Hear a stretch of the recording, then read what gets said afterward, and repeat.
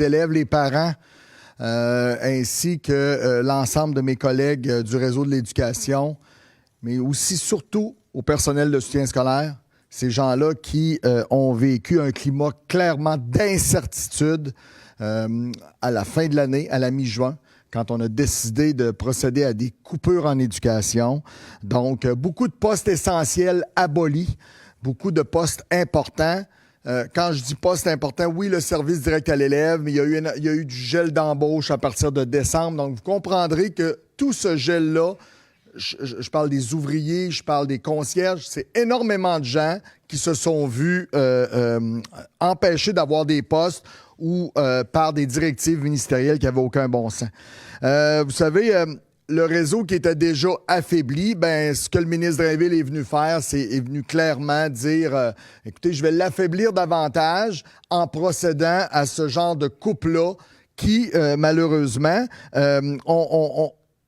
ont jeté un été d'angoisse pour ces gens-là qui s'attendent à tous les fins juin, début juillet, d'obtenir un poste, de travailler déjà avec quelle classe ils vont travailler, entre autres pour les techniciens d'éducation spécialisée, avec les préposés aux élèves handicapés, connaissent déjà avec qui ils vont travailler. Donc, les stratégies avec même parfois, connaissent déjà même des enseignants qui sont déjà là, puis des professionnels dans leurs écoles. Mais ces gens-là ont vécu une angoisse parce que toutes les séances d'affectation ont été, pour la plupart, reportées au mois d'août.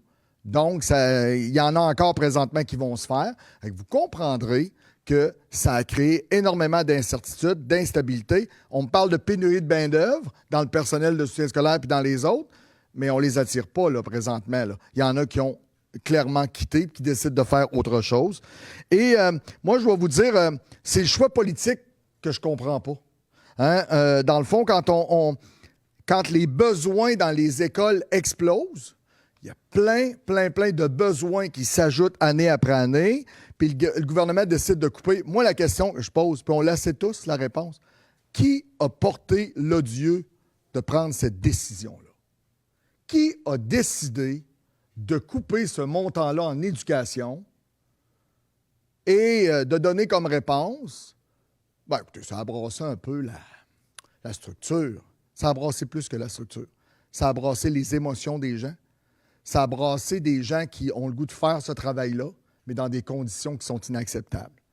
Et ça a créé une instabilité pour ces gens-là qui ont vécu l'angoisse d'attendre. Et il y en a même qui ont été congédiés. Et là, on essaie d'aller les rechercher pour revenir travailler. Donc, vous comprendrez que non, c'est pas vrai que c'était une simple chose. Combien de postes comblés? Peut difficilement vous le dire aujourd'hui, parce que le tableau de bord, il y a une ligne, hein, c'est les enseignants, mais parce que les séances d'affectation ne sont pas tous complétées, puis les statistiques ne sont pas tous faites non plus. Donc, difficile de voir. Mais si je me fie aux autres années, on était autour de 4000 personnes manquant dans le réseau pour le personnel de soutien scolaire.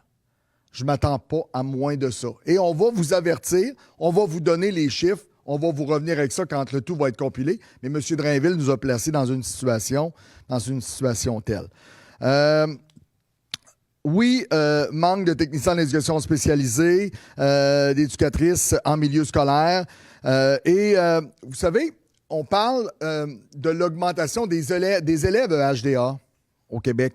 Vous savez, une augmentation EHDA de 13 de 23-24 à 24-25. C'est beaucoup d'élèves.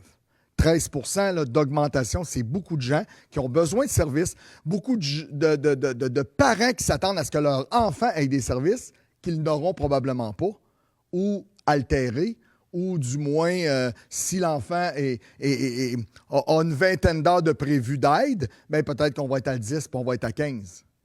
Donc, parce qu'on va couper dans tout ça. Puis, je tiens à vous rappeler que la Fédération du personnel de soutien scolaire, avec l'aide de Pascal Bérubé, député, nous avons été les instigateurs de la pétition. Plus de 160 000 noms, 160 000 personnes qui ont pris le temps de poser le geste de signer la pétition. Oui, ça a eu un impact. On a vu de l'argent revenir, mais de l'argent revenir avec certaines conditions. Et des conditions qui vont être insupportable pour le réseau, clairement, parce qu'on va être en reddition de compte et on va avoir besoin énormément de ces argents-là. Mais 160 000 personnes ont posé le geste. On va vous encourager encore une fois à le faire et à continuer à poser le geste de remplir cette pétition-là. Dans une autre conférence de presse, le ministre Drainville, à un moment donné, a dit on devrait être moins négatif, comme mon collègue, notre président, a dit. On devrait être collaborateur. Je vous rappelle quand même les grands projets sur lesquels on a travaillé. L'aide à la classe en collaboration avec le ministère. On a travaillé aussi sur la violence. Donc, c'est des grands projets que la CSQ était là, le réseau scolaire était là. Et non, c'est pas vrai qu'on n'est pas en collaboration. Et le nombre d'allers-retours que chacune de nos organisations fait avec le ministère, on travaille en collaboration de notre côté. Donc, c'est ce que je voulais ajouter. Et, bien entendu, vous comprendrez que l'éducation, comme mon collègue enseignant Richard a dit, le message est clair. M. Drainville, posez les gestes d'investir en éducation. Ça doit être un automatisme. Ça doit se faire naturellement. On ne peut pas dire, comme ministre de l'Éducation, que ce ne sera pas tous les élèves qui vont avoir des services au Québec. C'est impossible. Quand un élève entre à l'école et qui a besoin de services autant professionnels qu'enseignants, que personnel de soutien scolaire, ça doit être automatique. Ces gens-là doivent l'obtenir. Merci.